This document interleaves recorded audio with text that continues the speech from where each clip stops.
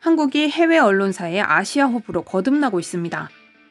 지난해 BBC에서 한국 지사를 내고 한국어 기사를 생산하기 시작한 이후 뉴욕타임즈에서도 한국에 거점을 설치했습니다. 게다가 올여름 워싱턴 포스트까지 한국에 거점을 내겠다고 발표해 한국은 명실공히 아시아 언론 허브로 거듭나고 있습니다. 왜 갑자기 한국에 해외 언론사들이 모이는 걸까요?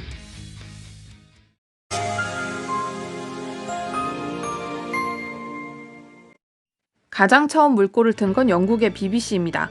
BBC는 광고를 받지 않는 정책으로 신뢰를 얻는 언론으로 서구의 재벌, 갑질, 꼰대라는 단어를 처음 소개하기도 했죠.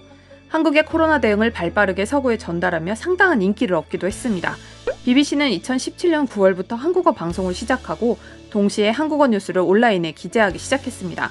뉴욕타임즈는 기존 홍콩 인력을 서울로 배치하겠다고 밝혔습니다. 이 회사는 홍콩이 국가보안법으로 언론 자유가 억압되자 이전지로 도쿄, 방콕, 싱가포르를 검토하고 있었습니다. 홍콩에서는 2020년 새 보안법이 통과되며 홍콩 분리를 지지하는 외신 기자의 비자를 취소하는 등 언론의 자유를 억압하고 있습니다. 따라서 홍콩 인력의 3분의 1 정도를 한국으로 배치했다고 밝힌 것이죠. 뉴욕타임즈는 검토하던 세계 도시 중 서울이 외국 기업 및 독립언론에 친화적이고 주요 아시아 뉴스의 중심 역할을 하기 때문에 서울을 선택했다고 밝혔습니다.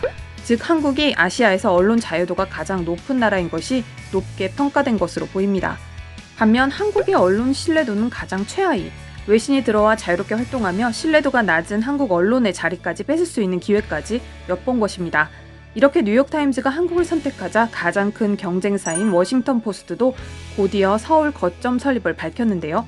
워싱턴 포스트 역시 서울을 뉴스 거점으로 삼겠다고 밝혔습니다. 그런데 뚜껑을 따보니 워싱턴 포스트는 뉴욕타임즈보다 더 파격적인 결정이었습니다. 최근 기사에서 워싱턴 포스트지가 서울에서 어떤 활동을 하게 될지에 대한 구체적인 내용이 보도되었습니다. 니케이 아시아는 지난 4월 30일자 보도에서 워싱턴 포스트가 한국의 뉴스 허브를 설립한다고 밝혔습니다. 뉴스의 제목은 워싱턴 포스트 서울 뉴스 허브와 함께 아시아로 선회. 기사를 잠시 살펴보겠습니다. 워싱턴 포스트는 올여름 서울과 런던에 2개의 새로운 뉴스 속보 허브를 설립한다. 두 뉴스 허브는 미국의 야간과 주말에도 최신 보도를 유지하겠다는 구체적인 목표를 갖고 있다. 이 두 허브는 뉴스가 어디에서 발생하든 취재하고 적절한 시간대에 보도하는 데 초점을 맞추고 있다. 서울 허브 직원은 10명이며 이미 2명의 책임자는 내정됐다. 이렇게 허브를 늘리는 것은 해외 유료 구독자의 증가 때문이다.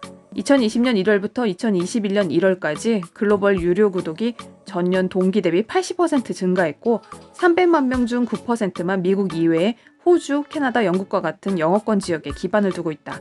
또한 미국 독자들 사이에서 국제 뉴스에 대한 욕구가 증가하고 있다. 코로나는 전 세계가 얼마나 연결되어 있는지, 들어본 적이 없는 중국의 작은 도시나 지방에서 일어나는 일들이 전 세계적으로 다시 일어날 수도 있다는 것을 알렸다. 또 뉴욕타임즈, 월스트리트 저널, 워싱턴 포스트 세 곳이 글로벌 유료 구독자를 놓고 경쟁을 하고 있다. 기사에서 볼 수 있듯 한국에서 나오는 다양한 뉴스에 대해 글로벌 독자들의 요구가 커졌기 때문이라고 볼 수 있습니다. 미국 시간뿐 아니라 다양한 시간대에 접속해 뉴스를 클릭하는 유료 구독자들에게 한국 시간에 공급되는 정치, K-팝, 한류 등의 뉴스가 제공돼 24시간 뉴스룸을 구축하겠다는 뜻입니다. 무엇보다 한국에서 취재하는 뉴스들이 그만큼 구독자들의 흥미를 끈다는 뜻이기도 합니다. 즉 한국에 대한 국가 문화 경쟁력, 소프트 파워가 그만큼 높아졌다는 뜻이기도 합니다. 이런 워싱턴 포스트의 결정에 대해 한국에 주재하는 외신 기자들도 고무적인 반응을 보이고 있습니다. 기자 출신 미국 작가는 한국의 독재 정권하에서 외신 클럽이 숨어서 기사를 쓰던 때를 기억한다. 워싱턴 포스트 허브는 아시아 미디어 환경에 변화를 가져올 것이라고 논평했고 VOA 서울 특파원은 확실한 변화다. 서울로 이전하는 기자들과 허브를 모두 파악할 수 없을 정도라고 의견을 나누었습니다. BBC의 로라 비커 기자는 서울은 아시아 저널리즘 허브가 되고 있다라는 반응을 보였는데요. 글로벌 네티즌의 반응 역시 마찬가지입니다. 서울이 점점 더 유명해지고 있다는 증거가 많다. 도쿄 표준시가 서울 표준시로 대체되길. 영리한 뉴욕타임즈 기자가 말했듯 21세기의 수도. 맞다. 도쿄는 레거시 브랜드이다. 한 한국인 네티즌은 우리는 K레그를 더 이상 원하지 않는다라고 댓글을 달기도 했습니다. 한국의 언론 지형은 아직 암울합니다. 작년 BBC 한국 특파원인 로라 비커는 한국 언론들에게 제 기사를 제대로 번역해달라고 호소하기도 했습니다. 앞서 살펴본 대로 세계의 눈이 한국에 포커싱을 맞춘다는 것은 한국을 세밀하게 바라보고 또 한국 언론과의 비교 대상인 외신이 생겨난다는 의미입니다. 그리고 또 지한파 외신 기자들이 늘어나고 이 사람들이 본국에 돌아가도 한국에 대한 관심을 놓지 않을 것이 분명합니다.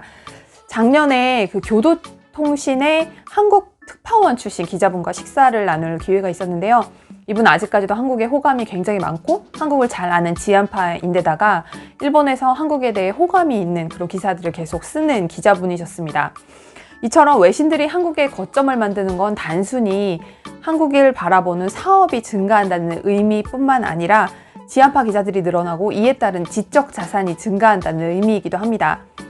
세계의 언론 허브가 되어가고 있는 한국, 앞으로 어떤 변화가 일어날지 기대해 봅니다. 감사합니다.